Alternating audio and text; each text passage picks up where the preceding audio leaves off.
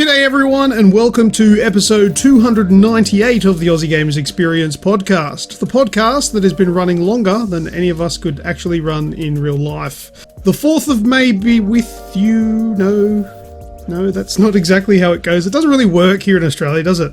But we'll switch it up just really for this week and do it in the American way and say, May the 4th be with you. Fuck it, no, that just sounds stupid. Today's just the 4th of May, alright, 2020. Joining the show tonight is the video game monogamous Grejio. How are you, mate? Yeah, I'm good. I like that one. It's been a while since I've had you give me a moniker. Yeah. I've missed your monikers. Yes. Oh, very good. Well, I get the chance here because Snoogs is choking up a little bit. But anyway, unfortunately, our regular host Snoogs is unable to join us because he's a little bit under the weather. I don't know exactly why, so I'm speculating that he might have purchased something with his own money and it's made him sick to his stomach. Or he possibly just has a bug or something. I don't know. Either way, we are wishing him well. So with Snoogs on the sideline for the week, that leaves me, Lucas, as your host this week to tell you all about things like The Witcher 3, what it's like 5 years on, and my struggles with Alien Isolation. Grejio will also be sticking to his simple but humble video game adventures through the week. He's going to tell us about GTA 5 and what was that other game? Journey to the Savage Planet? Yeah. Played a little bit of that, but we'll talk about that a little bit later on. For news, we're going to go and cover off on Assassin's Creed Valhalla, and thank God I can't actually hear the Wraith because he, for some reason, has to shout the word Valhalla every time he says it. Also in news, we've got The Last of Us Part 2 spoilers, but fret not, I'm not actually giving any spoilers away because I haven't seen the spoilers myself. I feel like I'm almost treating The Last of Us Part 2 spoilers like coronavirus. I'm avoiding it like the plague. So, there won't be any spoilers in this podcast, so don't even freak out about that. You can still listen through without any fear of hearing things that you don't want to know.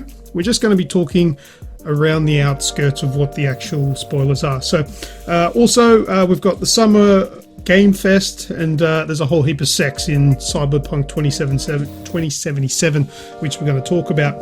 Before we start, let's shout out the names of those people who have taken time out of their lives to come and join us for this week's podcast. In no particular order, actually it is in particular order, it's just in the order that they're appearing on the screen. So, Synth Spacies, Atan, Grejio, no, that's you, Radicus, Skrill, The Wraith, and Trismegistos, or Dan. Welcome. Thank you very much for coming and joining us for this week's show. Oh, and I'm supposed to throw to the intro now, aren't I? What do we say? Editing Lucas. Let's go. That sounds shit. I'll probably change that in editing. This is the Aussie Gamers Experience video game podcast. This show is recorded during temperatures in summer that are too hot for dragons, and in winter, colder than my mother-in-law's heart. So join us as we discuss video games as best we can, all while dodging redback spiders, brown snakes, and all those other things that try to hurt, maim, or even kill us. But remember, all we need to do is stay alive long enough to see the release of that next awesome video game. Enjoy the show.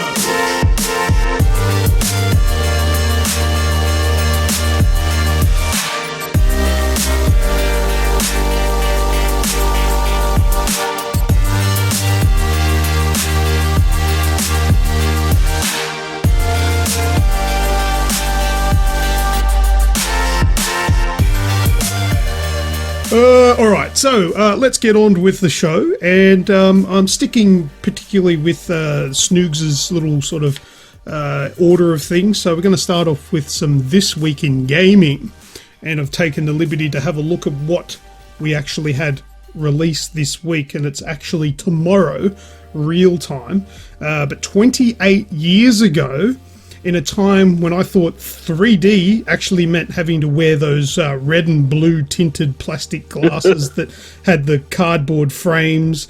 But a game was released that set the standard for how we play shooting games today on PC. And that game is Wolfenstein 3D. That was released on PC. Seriously, when I heard that game, a friend of mine mentioned it at school. He's like, "Oh, have you played Wolfenstein 3D?" I'm like, "No, is it 3D?" And he goes, "Yeah, man, it's 3D." And I said, "Oh, do you have to wear those glasses?" And he goes, No, it's not that kind of 3D. I didn't really understand the concept of a 3D video game until I actually saw it. I was pretty damn impressed. But yeah, that was the game that came out 28 years ago and taught the youth of the world all about the joy of killing Nazis as a Blazkowicz. He's the ancestor or something of Doom Guy is what I wanted to say, who you'll play later on, is another game by ID Software or something like that. But yeah, so that was the beginnings of the Blazkowicz bloodline, I guess, killing Nazis. So Nazis. That was 28 years ago. That's a long time. That was my memory of that game. So, this was released on the 5th of May, 1992 by ID Software. How good's that? There you go. That's very good. I remember the first time I played this game. Yeah. Trying to think. So it was over a Christmas break. Obviously, very close to 92. I was up on holidays in Queensland, and my cousins lived up there. And one of their relatives, who isn't part of their, I guess, their the in-law side of their family to me, had a computer, and I remember it might have been my dad or one of my uncles was playing it, and I remember they let me play it, and I would have been quite young, so I would have only been in primary school. Which, says a lot. There was no way I'd let my primary school child play this game. Oh, definitely not. Like, even now, that specific game, there's still some horrific, like, on the chat here, you can see the death scene of Hitler. It's quite horrific. Anyway, I remember playing it, and then the very next day, we came back to the same house, visiting the same house, and I went up to the computer, and I was trying to work out how to get the game to play on the computer again. And one of the I think it was the lady that lived there. She goes, "What are you trying to do?" And I said, "I'm trying to play that shooting game that I was playing yesterday." And she's like, "Oh no, you shouldn't play that." And pretty much blocked me right there and then. I was like, "Where's the person that helped me?" So yeah, but I remember playing it, and yeah, it was incredible. But yes, I'd also played Doom at that point in time as well. So, and I had a copy of that at home, thanks to my extremely older brothers and father. So well, that goes a lot towards sort of education of parents knowing what video games actually are. Because going back when I was a kid, my parents, the typical parents that don't know anything about video games, they wouldn't have had the foggiest about what games I was playing. Because I had a TV and my console or computer in my bedroom because they didn't care. They didn't want they don't use it. So what was the point of it being anywhere else other than my bedroom? So they never saw me actually playing the games, and they just bought them for me, and they didn't know what they were. But fast forward to now, I'm the parent. I would never allow my kid to play that sort of stuff at that age. No way. No. No. It's horrific. But look, I mean, it's up to the individual parents. I mean, it didn't scar me or anything like that, because it's not like I'm a sick fuck at all. No. We weren't. We've kind of, let's leave it at Okay, that. yeah, we won't delve too much further into that one. But that was This Week in Gaming, 28 years ago, Wolfenstein 3D. All right, well, let's move into the games that we have been playing for the last week. And, look, seeing as though you've got quite a mild list, why don't you kick it off with, you choose whichever one you want to go with. Well, let's start off with the boring one first, which is GTA. So pretty much I've done what I've done for the last couple of weeks. I've made my millions and spent my millions. So this week I was interested. I said last week I was interested to find out what was going to happen this week because there's this rumor of this downturn in the GTA economy coming. Oh, yeah. Well, it hasn't come this week. It hasn't come this week yet, but they changed it up. So special cargo is now the thing to do this week, where if you want extra money. I bought myself a mobile command center at the beginning of the weekly cycle, which is cool. So I got a semi-trailer that now I can run my gun running business from, which is pretty cool. And I also bought a nightclub last night, so I now am a nightclub owner, which is interesting. I'm yet to see how that's going to play out. You got a lot of patience to continue playing GTA 5 as much as you do. Because There's one thing about Rockstar games is that their games have a. It's not. I don't know if it's a just the level of realism, or if it's a combination of the realism and their like shocking control scheme. But those things, I can deal with when the hype is there and I'm excited to play the game. But once I've finished the game and played it enough, I can't put up with that stuff anymore. The controls are just so backwards that I can't hit. And the ragdoll physics in it as well. Like when you get knocked, and then it takes so long for your character to then get out of the ragdoll and then stand up and get back into doing what they were doing. It gets to the point where it's frustrating, and I just don't want to play it anymore. I've tried to go back to it because it's a beautiful game and it's a brilliant game, but I can't. I just can't do it because I've experienced everything that I wish to experience in that game. So there's nothing taking me back to it. Just those controls. And Red Dead Redemption 2 is the same, even though it's their most recent game. So it's not exactly like aged or anything like that. I can't stand playing any of them. After that initial excitement, it disappears completely, and I'm like, I'm done with that. Move on. I guess I do have a motivation, because I'm the same with Red Dead. I'm done with it. Like, I finished the campaign. I played the online for a good 30 seconds before I went, this is not something I'm interested in. And to be fair, I was done with GTA 5. It was only the fact that it came on Game Pass and Snoogs was like, let's play it and see how it's evolved, and we'll talk about it on the show. And then when I played it, I was like, oh my goodness, there's so much more to do than there was the last time I played it. And to be fair, there's so much more. You can find your niche little thing. So everyone knows that I like cars. Well, there's quite a car culture in the game now that has grown over time. Yes, so there's new ways to these cars, aren't you? Yeah. So I've got to buy them and do them up, and there's an enjoyment in that for me. But to do that, I have to keep making money, and the best way to keep making money is to progress, and because none of it's cheap. It's all these stupid inflated prices. So I guess that's the bit that keeps me going and moving forward, is that drive to make the money, to spend it on stuff that I'm interested in spending in the game. Well, there's a fault in the way that you're playing there that I've identified here, and the thing that stands out to me the most is that you're playing a game that's called Grand Theft Auto, but you're purchasing the cars. Mate, I think you're doing it wrong. Yeah, so they've obviously there is that, and certain types of cars you can do that with. You can steal them and make them yours, but once they reach a certain level, they actually stop you from doing that, which is fine. To me, the first time it happened, I'm like, "What? This is ridiculous." You can't steal cars? What the hell? Yeah. So there's like these sort of base tier cars, the ones that you drive around in the main game, in the campaign. You go around, you can still steal them, except for the supercars that are in the campaign. If you steal something like a high-end car, and you go to take it to like the spray Los Santos customs place, it'll actually stop you and say, understand you can't keep this car. When you go take it to your garage, it goes, you can't put this car in your garage. You have to buy it to own it, and stuff like that. Whereas some of the lower stuff that doesn't really matter, like some of the shitty cars that you can drive around in, like the muscle cars and stuff like that, you can steal all those, put them in your garage, they become yours, not a problem. But yeah, the higher end stuff, and especially the stuff that's like uber cool, which is now the new level of this is where you have to be if you're going to have a car in the game kind of thing. They're just stupid expensive, and we're changing the name officially to Grand Purchase Auto. Yeah. All right, fair enough. Yeah, pretty much. All right, well, yeah. So you've also been playing something different this week that I have played before. Oh, so you have. I wasn't aware whether you played it, but I guess the comments you made beforehand would probably should have led me to believe that. I played Journey to the Savage Planet. So Rem has been playing it with a friend of hers online. They've been co-oping it, and she said to me the other day, "You should really try this. I think you'll enjoy it." So I was like, "Oh, okay." So I gave it a crack.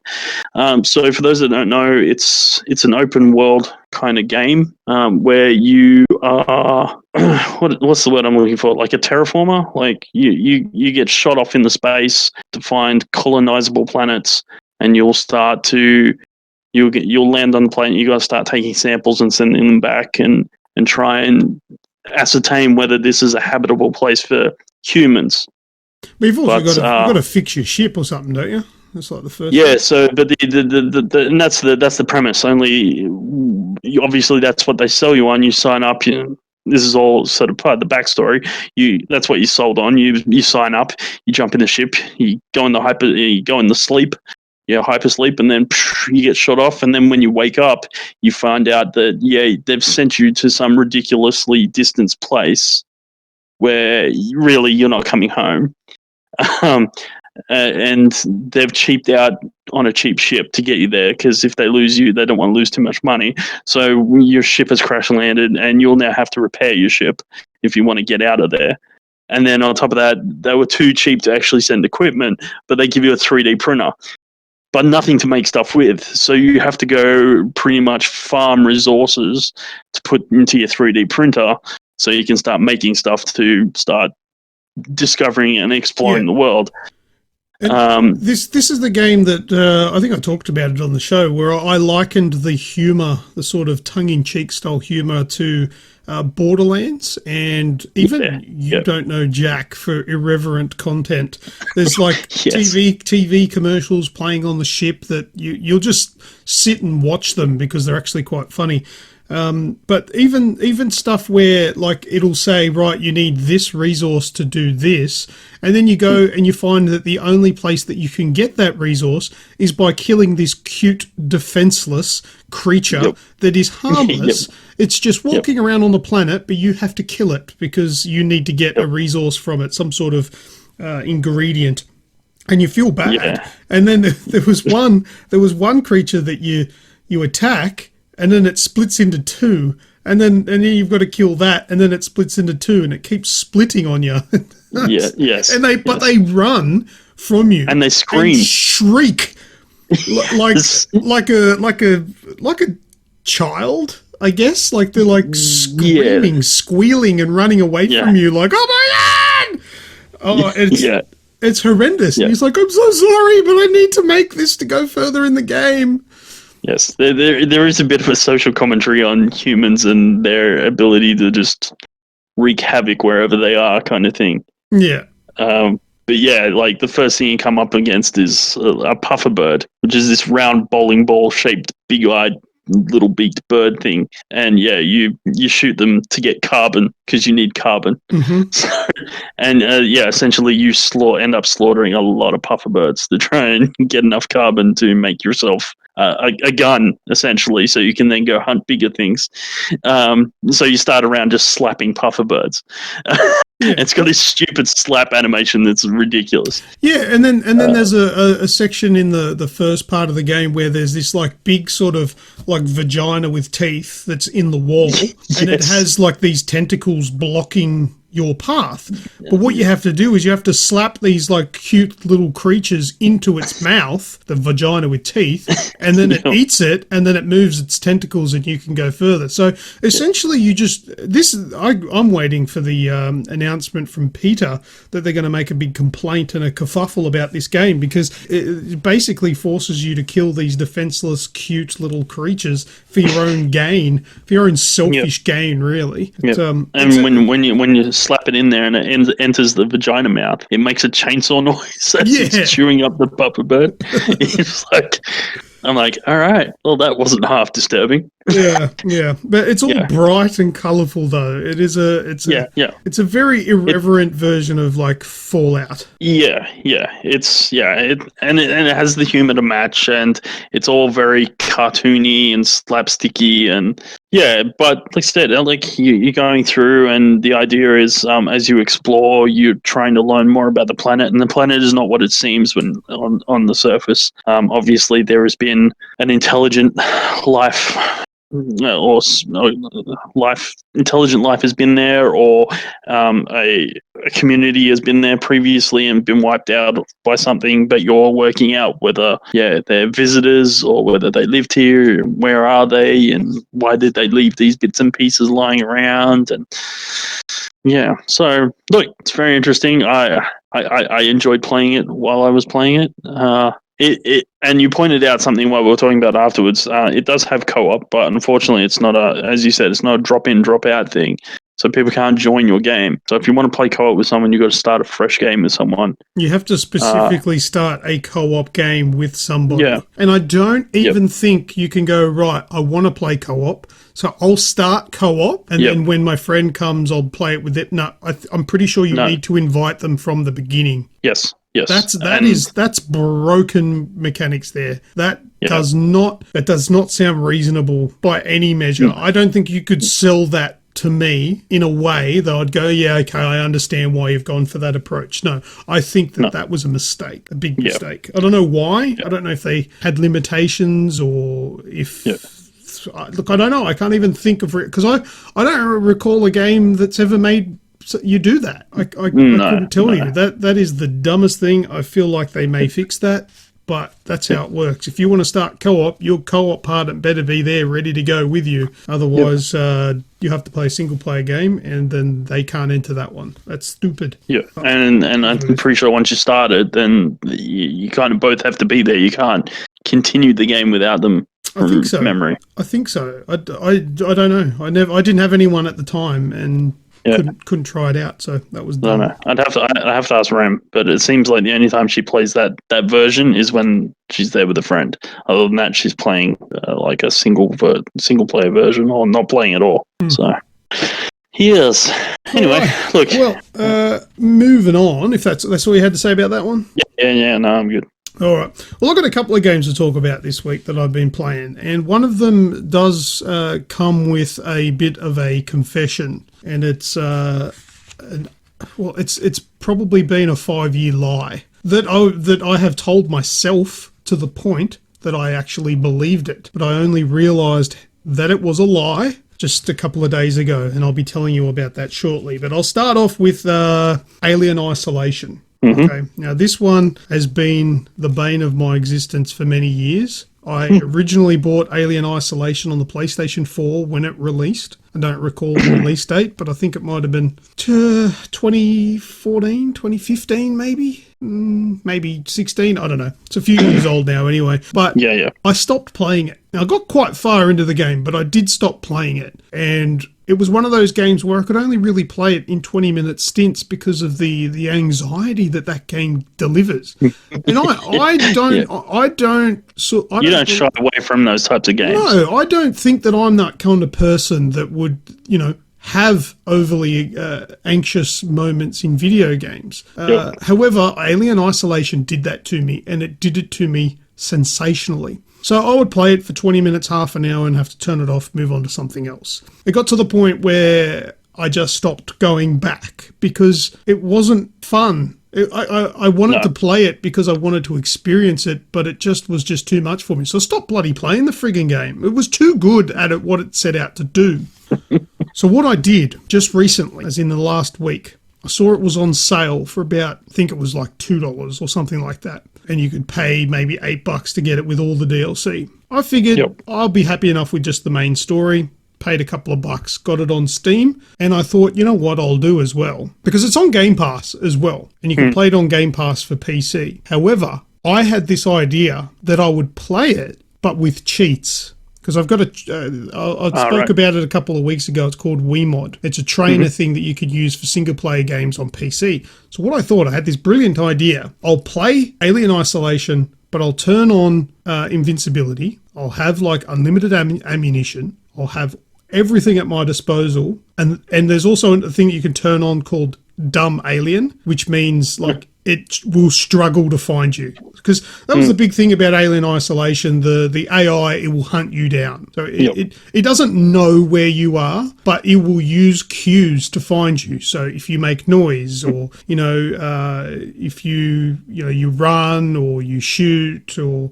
you do things, it will then track you down, hunt you down and kill you. And it was one of the I think it also had the ability to learn your strategies. So if you did the same thing each time, it would start to if go. Like if you made like if you like went straight for the exit every time, it would start understanding that that's what you do. If you sort of made the outside perimeter walk or the long way round all the time, it would learn you did that, and it'll learn. Yeah. that was one of their big selling features of this game. It had probably one of the most advanced AIs for this kind of character, which was impressive to my dismay. But so I figured I'll cheat, and that way I'll get through the game because it'll remove the anxiety because I know that I'm safe. All right, so I bought it.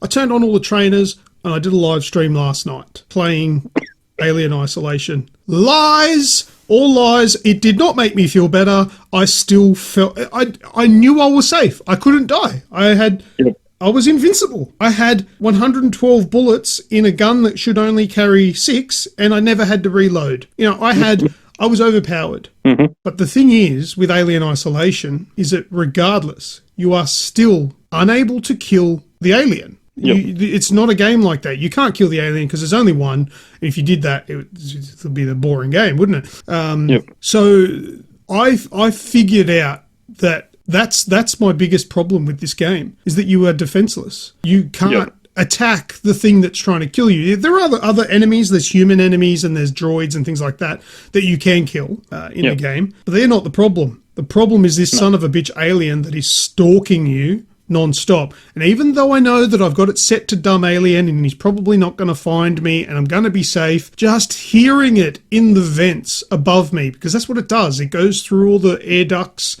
and you can hear it in surround sound, going through the vents and crawling around, and it's bloody scary. And even with the cheats on, it didn't help me. I can't play this game. And we've got a comment in the chat here that I'm going to read through because it's from Sin Spacies, and I feel like it's a bit of a dig here. You cheated not only the game but yourself. You didn't grow, you didn't improve, you took a shortcut and gained nothing. You experienced a hollow victory. Nothing was risked and nothing was gained. It's sad that you don't know the difference.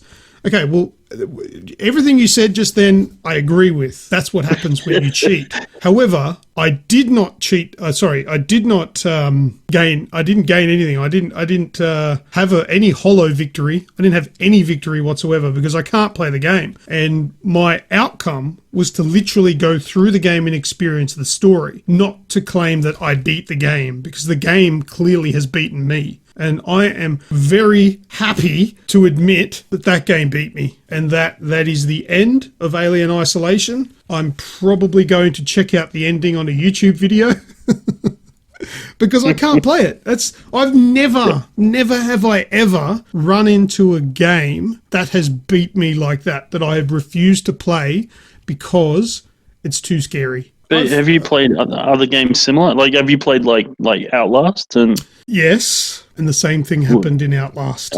Yeah, right. So it is the style of game. It's the game where you're just playing that evasion. I just feel Outlast wasn't on that tier as Outlast has nothing on Alien Isolation, because while it's similar, where you've got the enemies that you can't kill and they just sort of stalk you. They sort of don't. They sort of just disappear for a while and then they're scripted when they come back. Yep. Whereas Alien Isolation, that thing is real-time hunting you. Yep. And it's not scripted. It's never scripted when it's... Well, there are scripted elements, but in the normal gameplay sections, it's not scripted when it's going to catch you.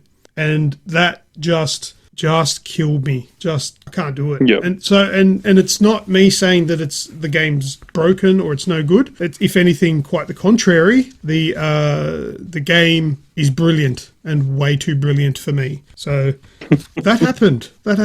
And I'm man enough to admit when the game is too damn scary for me.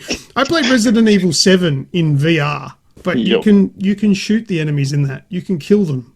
You're not defenseless. So it was all good. All right, we'll move on here to Streets of Rage 4.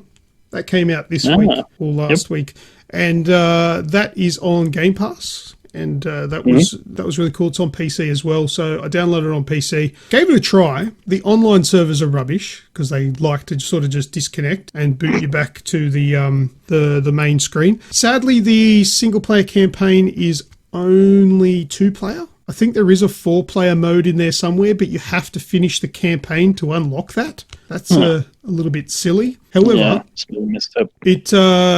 It feels just like a Streets of Rage game, just with fancy new graphics. So Nice. it's good. No, Radicus has made a good point in the chat there. It's probably not worth paying for. I don't know if I'd pay $30 for it. Yeah. Maybe. I don't know.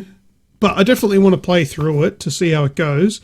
And it's on Game Pass, so I guess there's nothing to lose on that. But it looked... I only played the first level, and it felt good. It was pretty cool. Should check it out if you can. So if you were like a mad Streets of Rage fan, maybe $30 is good. Well, maybe. But, you can never tell with people that are massive fans because sometimes they'll play it and go, oh, my God, this is more Streets of Rage. This is the greatest thing ever. But then sometimes they'll go in and they'll just pick it to pieces because it's not exactly like what they are fans of. So that's always the little... unsure part there. Spacies in the chat has just said Sega should be ashamed of themselves for not backing this themselves. If that is the case, I don't have that much information on it, but if they sort of turn their nose up to it or turn their back on it, that's probably a bit of a shame because it's an iconic game of the old Sega days. Totally. Streets of Rage. So if you had a Mega Drive, you had Streets of Rage, that's for sure. Or at least you rented it for one weekend or something like that, which I did. Very good game. But anyway, check that out. All right. Next one on my list, Animal Crossing. Took me a while to get into that, didn't it? Now I can't put the game down. I play that game every single day now. Every single day. And the game now has me buying turnips and selling them for a profit. I was going to say, what was your fruit/vegetable of choice? Well, my fruit is apples, but thanks to Sin Spacies, because he invited me across to his island, I picked up... Oh, you stole some of his turnips. No, not the turnips. The turnips have only just come into play. I'll explain the turnips in a second, but they're different to fruits. But I did pick up the peaches, which look like bums. They do. They look like little asses. Picked up the peaches and the cherries from Spacey's island. So thank you very much to that, because when you've got exotic fruits that are from another island, you can sell them on your island for a big profit. So it's really cool. Yeah, ass fruit. That's exactly right. When you're biting in the peaches and popping cherries, that sounds pretty exotic. That's right. Or erotic.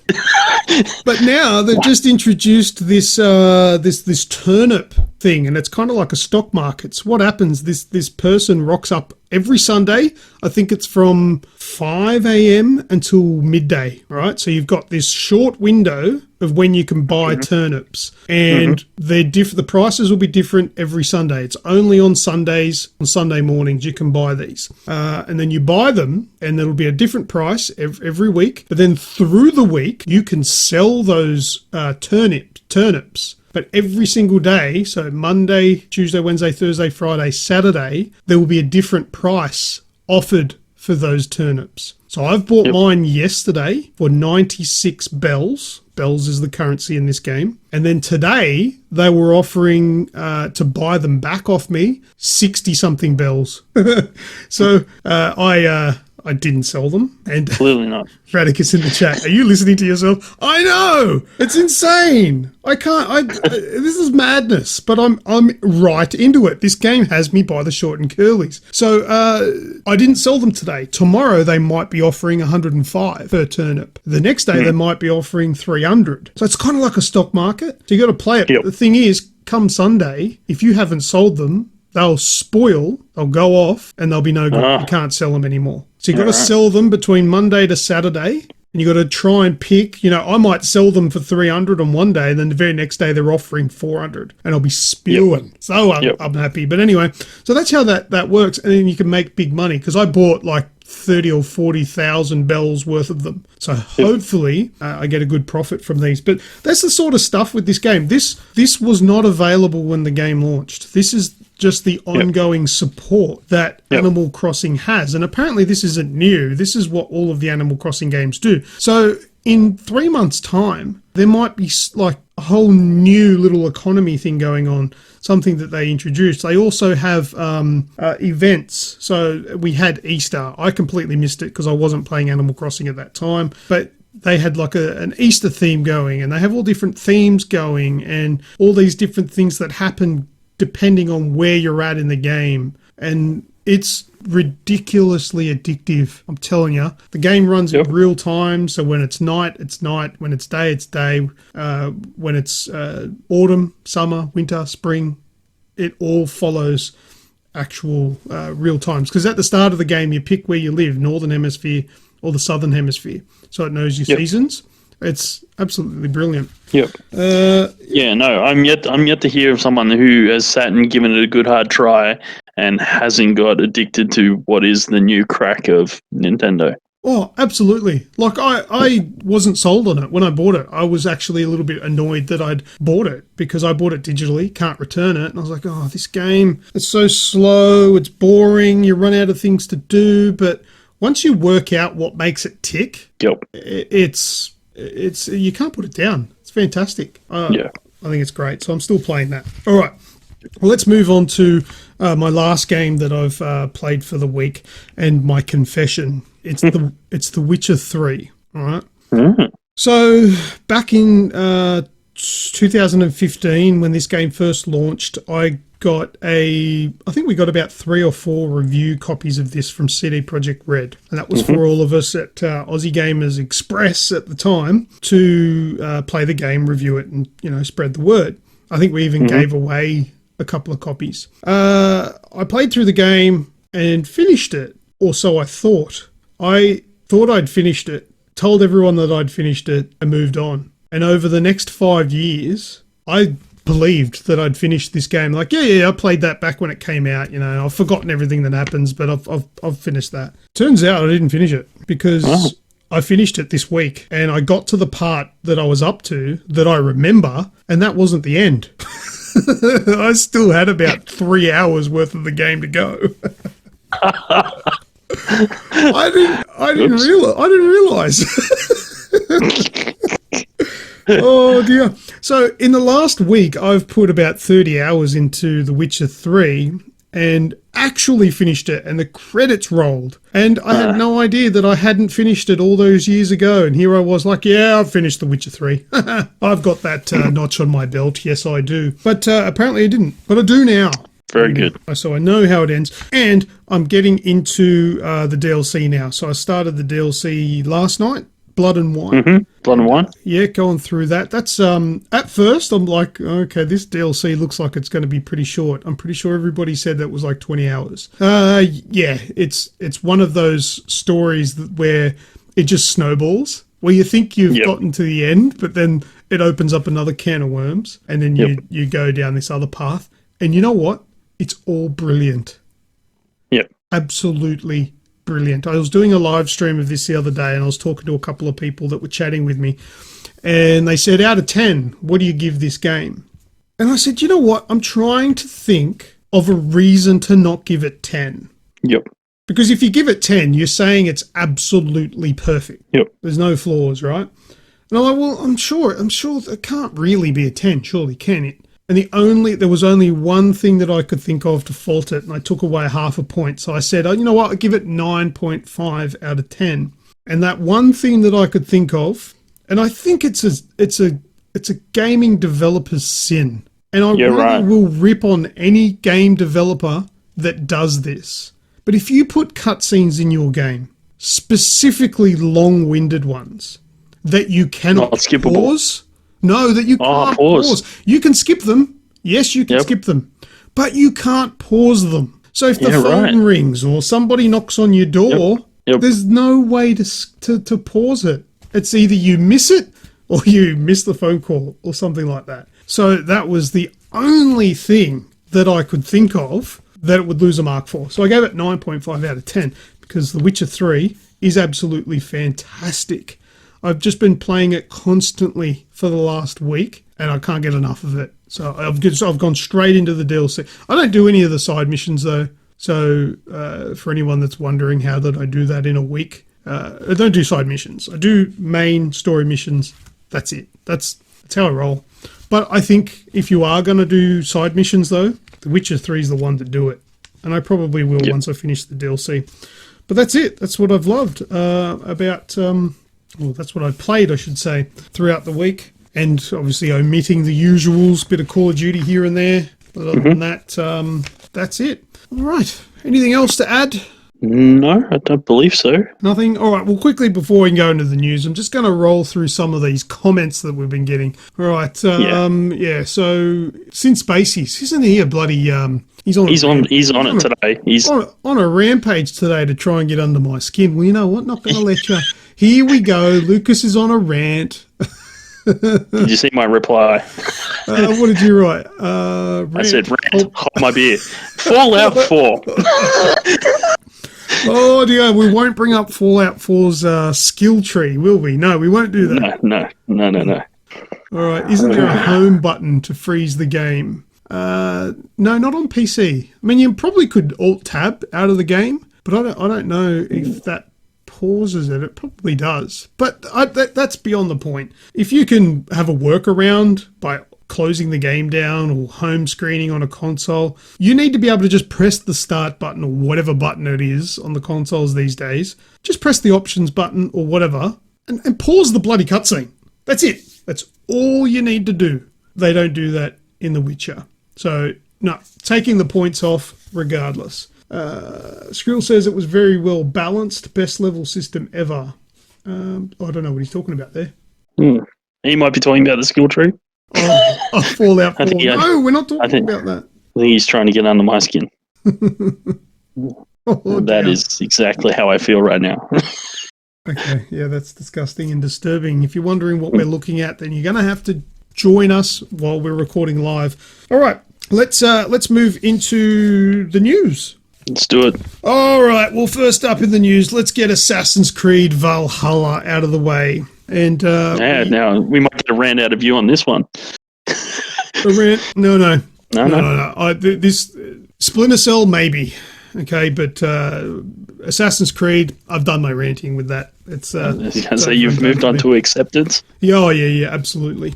So we had that I was going to say speed painting, but it was nothing of the sort. It was that very, very slow live stream of that artist who was doing the concept art or whatever it was, the reveal of Assassin's Creed Valhalla on the live stream back then, back last week. So the new Assassin's Creed has been unveiled and will be called Assassin's Creed Valhalla, and it's going to take place in Norway and England. The only thing is that I sort of thought of when I saw this is that Vikings don't necessarily have a very good reputation for being sneaky and quiet. I think quite the opposite, really. Yeah, they weren't exactly. That's not what they're well known for. Let's put it that way. I can't say that it's not a trait they had, but like I'm going to assume that sometimes they thought discretion was the better part of valor. But I'm gonna. It wasn't what they were known for. They were known for the raping and pillaging. So Yes. Apparently, the hidden blade goes on top now. That was something we saw in the reveal trailer, because we actually got a CG trailer now. It's not gameplay or anything like that. But yeah, this guy has has a hidden blade to start with, and it's on top of his wrist as opposed to underneath. To me, did that look? Up until now, I've been happy to forget. Like, I get that you go what Creed and all that jazz, and I understand that mentality, and I don't disagree with it. I'm just happy to sort of look past it, because I've never really cared about the story as such. I've always enjoyed what the game is, which is, you're playing an assassin within a time period, and you're exploring that time period, and you get to kill people while doing it, and that's what I've always enjoyed about it. The backstory about assassins, I don't give a shit about. So I've always been able to look past it. I have to admit, this time round, the whole thing feels like it was, that last bit was just like, oh yeah, by the way, it's like going, yeah, I'm not so sure about that. No, you're making it so hard for me to go. Normally I overlook this because I don't care, but you're really making it hard for me not to care, even though I don't. You know what I mean? It's like, it's almost getting absurd in a way. All right, but further to that, this is information that's been given beyond the trailer as well, but apparently you can dual wield almost any weapon. I don't know, it kind of makes sense, I suppose, if you're a Viking. Exactly. Enemy variety has been a focus for the dev team to keep encounters fresh. So there's probably going to be a lot of enemy types and a lot of mix-up. You'll also have a long ship at your disposal for raiding. Cool. So those that like the old Black Flag sort of mechanics, you might have that stuff in there too. The character you actually play as, his name's Eivor, and it's a strange one. This one, it's spelt Eivor, but I sort out the actual pronunciation because I didn't want to fall victim to my own piss taking of Snoogs. I didn't want to have to take the piss out of myself. It does look like Eivor, but it's pronounced Eivor. I would have thought it was Ivor, but fair enough. No, this is from, and this was actually written phonetically with this name because I guess they know that it doesn't look the way it sounds, so they wrote it phonetically next to the actual name. So pronounced Eivor is who you play as. Also, Valhalla is going to be a cross-gen game, so it will be released on PlayStation 4, Xbox One, but it will be a PC, PS5, and an Xbox Series X release as well. And cool. I'm guessing PC. But look, that's all the notes I had on that one. I mean, the trailer doesn't really give away too much in the way of gameplay because it is a full CG sort of cinematic. They do this every single time for Assassin's Creed. They show these sort of CG trailers that they're not in-game graphics and they're not gameplay. They're just made to promote the game, and they are always pretty damn cool. And this one's no different. It's pretty cool. I think their trailers these days are better than the actual game. But anyway, that's just my opinion. Yeah, and it's true. The trailer's always been... I even remember the trailer for the first one. That's still quite a memorable trailer for me. Yeah. It was a really cool trailer. But I after watching the trailer and the obvious sort of tack on bit at the end, I actually said to Ram watching it, I said, this has the potential, because for me, Black Flag is my favorite Assassin's Creed game. I get why other people don't like it, but I really enjoyed it. Black Flag was really good. I thought it was good. Yeah, I really enjoyed it. It's my favorite. But I enjoyed every single Assassin's Creed prior to Black Flag as well. It was beyond that where it started to fall apart for me. Because after Black Flag, was that Unity? Yeah. Yeah, that's when it started to fall apart. Yeah, I think so. Yeah. I'm pretty sure it was Unity, and then it was Syndicate. Syndicate, that's right. Yep. Yeah. So then we went way back in time to Greece and then Egypt. Before I don't remember what those ones were called. Before the Assassins, before the Creeds. I think the name is just 3 dots. Yeah, well, it's just Assassin's Creed Greece, Assassin's Creed Egypt. That's what it is in my head anyway. Origins or something, wasn't it? Origins, yeah. Origins, I think was the Egyptian one, yeah. Yeah, and the only reason I got that was because it came with my Xbox One X, and I wanted to see what an X-enhanced game looked like. Yeah. No, I agree. I've played them all bar Unity, and I played Syndicate for a very short amount of time. But other than that, I've played them for the most part, and I've always enjoyed them. Black Flag has been my pinnacle personally, and I said to Rem, this one has the recipe to topple Black Flag. If they do it right, this could topple Black Flag for me. This could be my next favorite. For me, my heart still is with Assassin's Creed 2. Oh, totally. Yes, and Rem would probably be the same. She, Yeah, and then obviously I don't remember the order too well. It was like Brotherhood and something. I don't even remember their names, but Revelation. That's it. With the Ezio trilogy, those ones were fantastic. Yeah. But anyway, all right. Well, let's move on from Assassin's Creed, and we'll talk about the next part in the news is The Last of Us Part 2 spoilers. Now, I just want to reiterate there are actually no spoilers going to be mentioned here because the hell if I want them. I don't want to be spoiled. But we know they're out there. So let me just run through this, which is from GameInformer.com. There have been some massive spoilers for The Last of Us 2 posted all around the internet. These were first rumoured to have been leaked by disgruntled employees of Naughty Dog or Sony. The following update has been posted on Game Informer. According to an update that's given to GameIndustry.biz today, the lurkers responsible for the massive The Last of Us Part 2 leaks did not come from Sony or Naughty Dog. This goes against many of the internet rumours, Reddit threads and forum chatter swirling around the leaks. Sony's statement to GameIndustry.biz confirms that they have identified the primary individuals responsible for the deluge of leaks. That's me. And that the information That's scary. and is currently subject to an ongoing investigation. A further article that I found on Kotaku has cited that hackers have been responsible for the leaks, hacking into Naughty Dog to access the details that have been leaked. Makes sense that hackers would take the information and kind of put on a facade that they're a disgruntled Naughty Dog employee to maybe take the scent away from the information being hacked, and more that it was taken from within. So that would have been smart for them to do that. But at the end of the day, you never really know. Damage control could be a thing as well. You know, Naughty Dog and Sony might be saying, well, let's say it wasn't disgruntled employees. Let's say it was hacked, because we kind of look bad if it's people that are pissed off at us with our working environment. So at the end of the day, you never really know. This is the information that's being given. So if you are worried about spoilers, then do what Snoogs said. Snoogs was like onto this when it first came out that these spoilers were out there. Be careful with your social media. On Twitter, you can block certain terms. So Twitter's tweet posts, or whatever you call them, tweets, won't show up with certain words.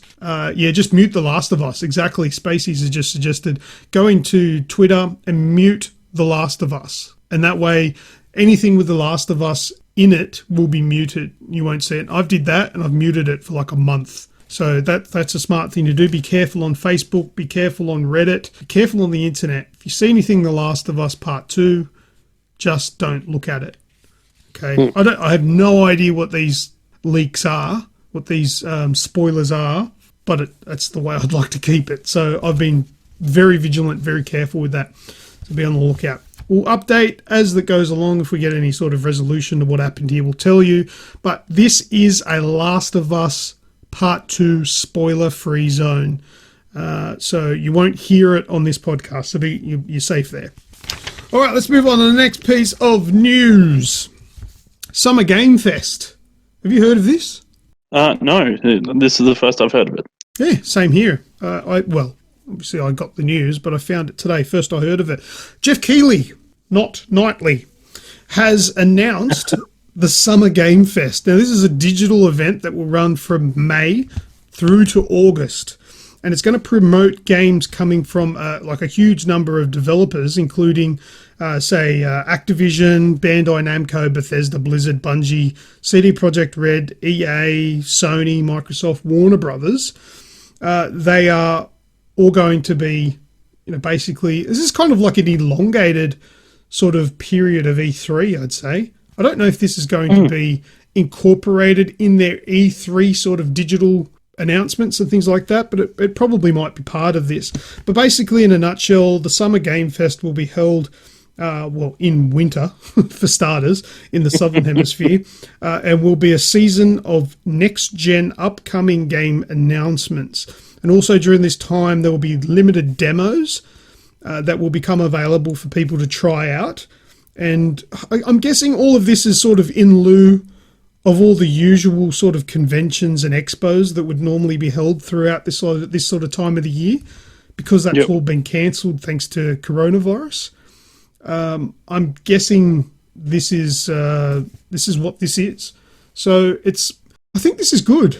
This is pretty cool. I think people that can't usually go to all of these conventions will probably benefit the most out of this, because it's coming to us now. So instead of going up to, say, like a vendor in an expo and playing the newest game that's coming soon, there's going to be a limited time demo that we can all download. And it doesn't.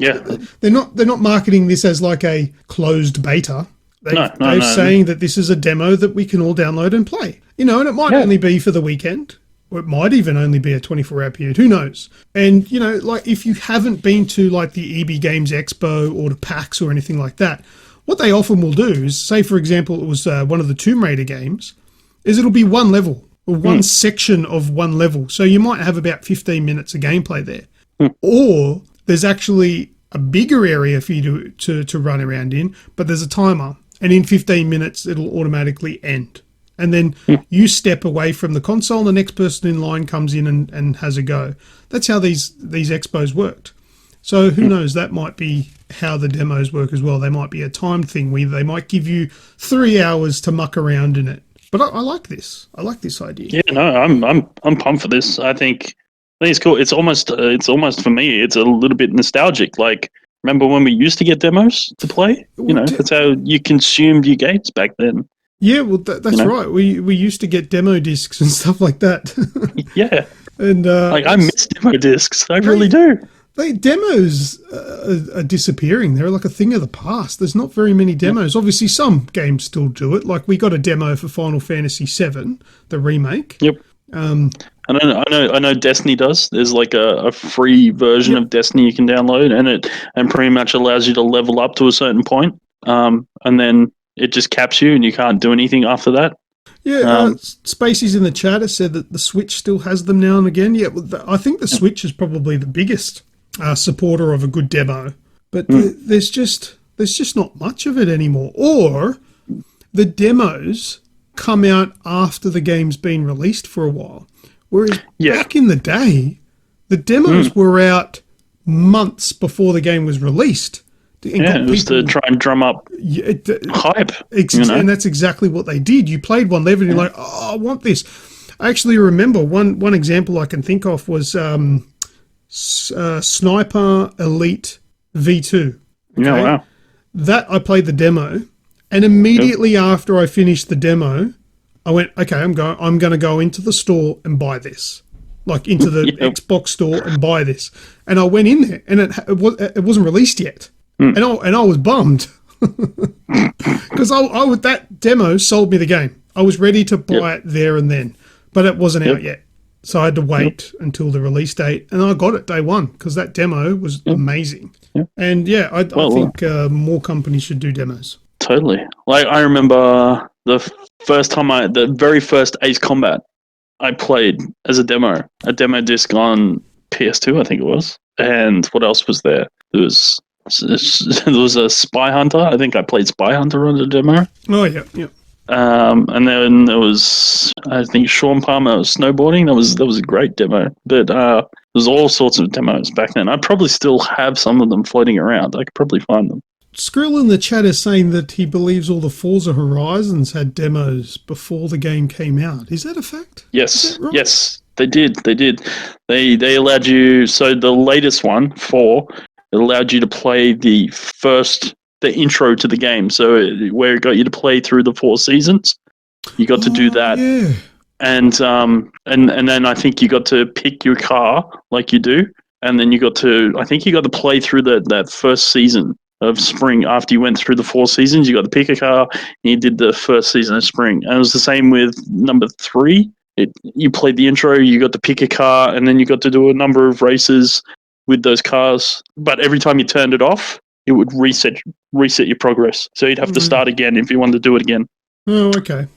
Well, it has this for a bit of trivia for us. Since Spacey's in the chat saying, I don't know how to say that, is it Keo? Keo Flying Squadron on the Mega CD had a demo, but due to a glitch, they released the full game. Was it like a glitch that gave you access to more than you should have, or I don't know. That sounds interesting. What happened there? Let's see what he writes. Cheat code to a level select. Oh, wow. So you had access. The demo had access to the whole game. That was a fail. All right. Yeah, right. All righty. Well, let's move on to our last piece of news, and that is Cyberpunk will be sexy. Yeah.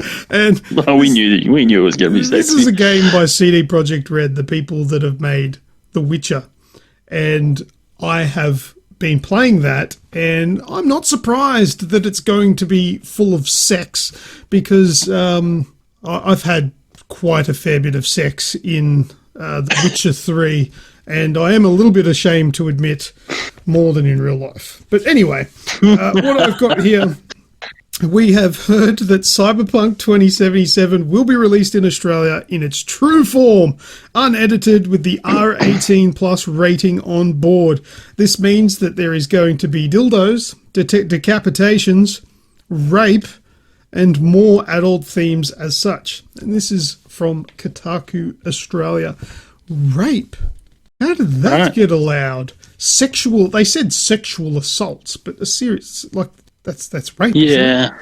Rape's just like a horrible word. Yeah. Yeah. That's obviously it's not a quick time event. Otherwise, it wouldn't be. Well, you know what? I'm probably guessing that you're not the one doing the raping. I think that would have been banned immediately. Yeah, I'm gonna say that's probably off the table. Yeah, I would imagine that it's probably just it'll be a cutscene. Yeah, there's a good chance that it may not be overly full frontal. There might be a lot of impliedness about the scene. Who knows? Actually, obviously, we've got to wait to see. That's interesting from Wraithy in the chat there. We are the rapee. Maybe we get raped. I don't know. It's a very touchy subject. There's a lot of people that disagree with that being in the game. But look, I'm all for themes like that, as long as they're done. Yeah, look, like as long as it's not you doing it, or if it's not. Look, I don't know. There's so many different lines. Yeah. My line of morality in a video game is in a completely different spot to some other people. So it's a really hard thing to get right. So it'll be interesting to see what it actually is. Yeah, you're right, Radicus. It's not something you can say tastefully, No. I like to see rape in my games. Like that's fucked up. You can't say that. But yeah, I want. It's kind of like the discussion we had the other week about the interrogation thing in COD. Yeah. And you could say this about other games like the torture scene in GTA 5. Like there's it can have a place, but it has to be more than just there for the sake of being there. Well, if it's there for the sake of being there, it becomes, I don't know, there's a level of it for me that becomes a little bit, I'm not so sure about that. But that's your line. That's your line. That's my line, and that's why I said I'm not, See, me personally, I'm happy for it to be there for the sake of me going, oh, fuck, did I just put that in this game? Wow. Yeah. But then my line is there's a game out there called Rayplay. And we talked about it probably a good 6 years ago on the podcast. And that's a game where literally you catch public transport and rape young women on the train. So that's you doing it. That's 100% past my line. That definitely needs to that game shouldn't even exist. But something like No Russian, something like the interrogation scene in Call of Duty, I'm happy for that stuff to be in there to blow me away going, whoa, did that just happen? That's crazy. Yeah. I think the other interesting thing to think about is that the thing with interrogation and torture is that, they're shocking, but they're also extremely foreign concepts to the majority of people.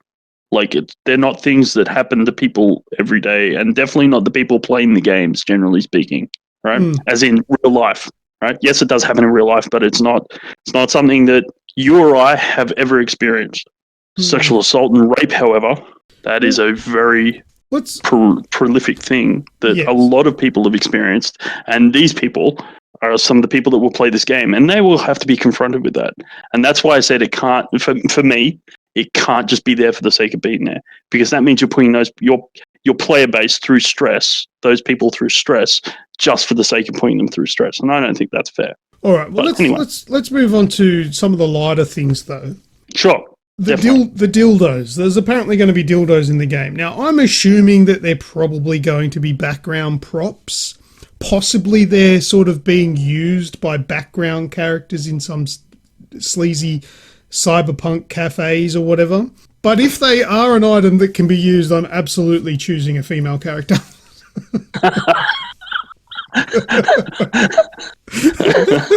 You're picking one anyway, just to be on the safe side. Yeah, just in case I get a quick time event. Yeah.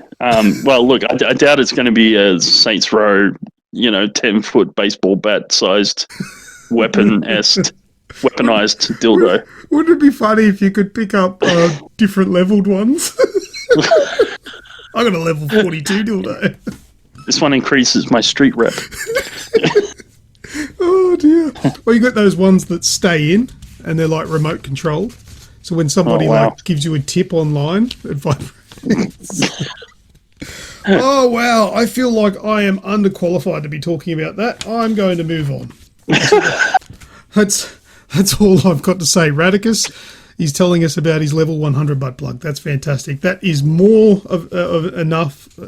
than enough of an excuse to move on to definitely. This is going to fall down the hill very quickly. Yeah.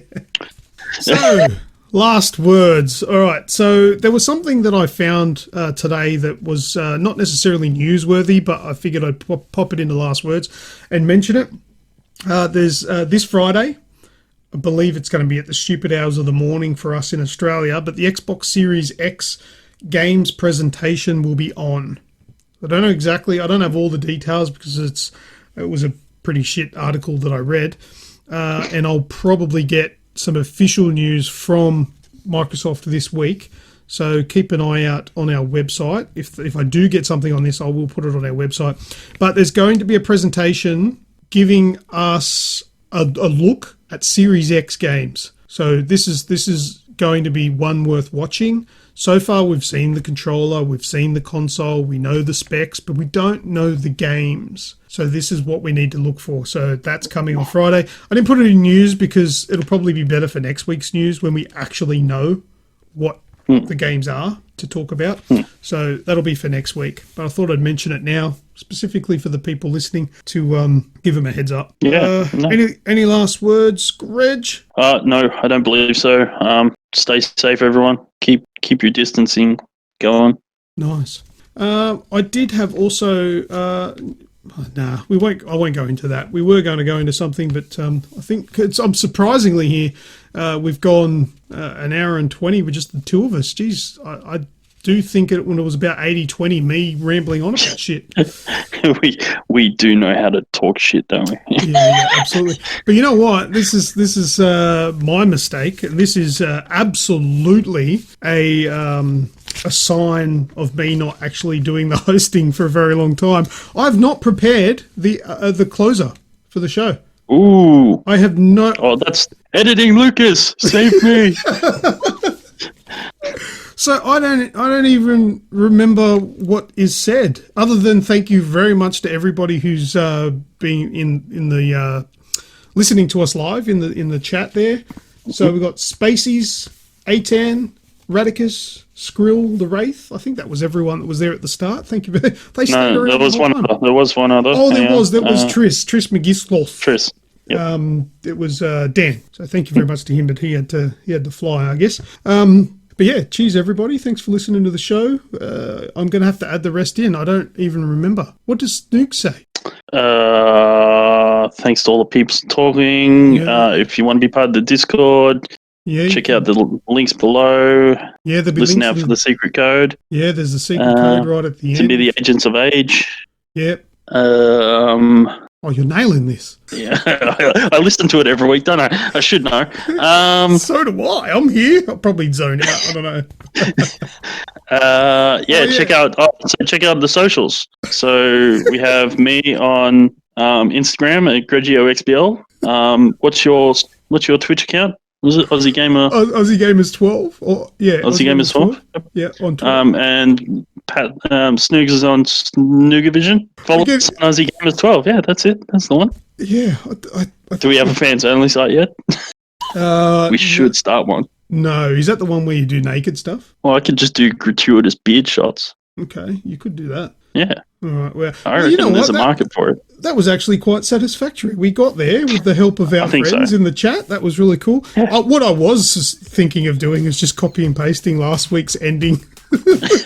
Just get Snoogs to do it again. It was a group effort. It's all good. It was a group effort. We got to the line. That's it. We are done. That is the end of our show. You guys are all awesome for sticking around and listening to the show. That's really cool. The podcast is available on iTunes, Stitcher, TuneIn Radio, iHeartRadio, and basically anywhere where a podcast can be looked for on the internet. You will find the Aussie Gamers Experience. So check us out. We're everywhere, like coronavirus. Oh, one thing I do remember. That's all from me. I'm Lucas. And I have been Grejio. Bye-bye! What a fail.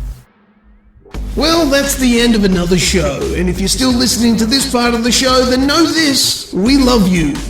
Come and join our exclusive Agents of Age group on Discord using the link in the description.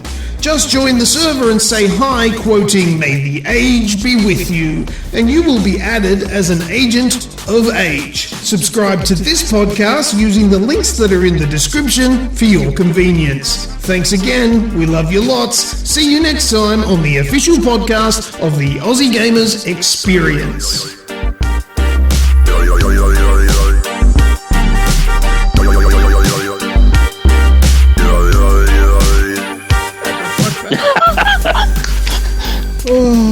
I had all the time in the world today. I was putting through all these notes. I spent all time putting it on in order and, making sure it was all right, easy to read, fixing up bits and pieces here and there. And just now I've realised, I'm like, oh shit, I didn't put the outro on here. I don't know what to say. What an idiot. It took you all episode to get to that point you were dreading. Well, yeah, I didn't even know that I'd screwed up just until that moment there when I turned to the last page and there was nothing there. Well. See you, Radicus. Yeah. And I'm Casper. Oh, dear. Good night, Wraithy. I know you're probably really tired, man. How about Nick? He works day shift, so he has to he works in the city, so he's leaving at like 3 a.m. to get there for 6. He woke up at midnight last night and played games with me. Like, we were just chatting and shit till 3 a.m. And then he just goes to work. I'm like, all right, off to work. I remember doing that as a kid. I don't want to do that shit no more. That's some bizarre sleep patterns. I can't do that shit no more. I couldn't do that. I couldn't do that at all. To be fair, I couldn't function back then either, but I seemed to jag it. I only just managed to get through a day when I wake up like an hour or so before my shift, let alone waking up at midnight and playing video games all morning. Yeah. He's nuts. Yeah, go to bed, Nick. Yeah. Because he's working again tomorrow. He's on crack. That's why. Oh, dear. He's like, yep. Power up. Dear. Crazy. All right. Well, I'm actually getting all hot in here.